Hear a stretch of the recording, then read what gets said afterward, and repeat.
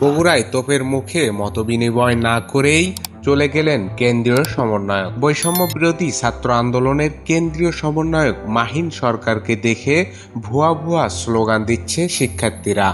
12 September বিকেল 4টার দিকে সরকারি আইজুল হক কলেজে এ ঘটনা ঘটে। কলেজে মতবিনিময় করার কথা থাকলেও তোপের মুখে এক পর্যায়ে তা না করেই চলে যায় সমন্বয়ক মাহিন সরকার।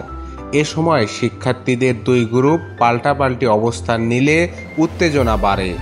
খবর পেয়ে দ্রুত ঘটনাস্থলে আসেন সেনাবাহিনীর সদস্যরা। পরে সরকারি আইজুল হক কলেজের অধ্যক্ষের কক্ষে মাহিন সরকার সহ অন্য নেতারা সেনাবাহিনীর সঙ্গে বৈঠকে বসেন। বৈঠক চলাকালে কলেজ চত্বরে অপর গ্রুপ বিভিন্ন স্লোগানে প্রতিবাদ জানায় এবং সমন্বয়ক মাহিনকে কলেজ চত্বর ত্যাগ করতে 10 মিনিটের আলটিমেটাম দেন। ভুয়া ভুয়া স্লোগান দেওয়া গ্রুপের শিক্ষার্থীরা বলেন, সমন্বয়করা গোপন বৈঠকের মাধ্যমে আমাদেরকে না জানিয়ে অন্য দলের সঙ্গে গোপনে কমিটি গঠনের সিদ্ধান্ত নেয়। আমরা সমন্বয়ক হিসেবে সার্জিস আলম এবং হাসনাত আবদুল্লাহকে চিনি, অন্য কোনো সমন্বয়ককে মানি না। ওই দুই সমন্বয়ক না এলে কোনো কর্মসূচি হবে না। পরে সন্ধ্যায় 5:45টার দিকে মাহিন সরকার সেনাবাহিনীর সহায়তায় সাদা গাড়িতে উঠে ক্যাম্পাস ত্যাগ করেন। এ সময় মাহিন সাংবাদিকদের বলেন, তারা উদ্দেশ্যপ্রণীতভাবে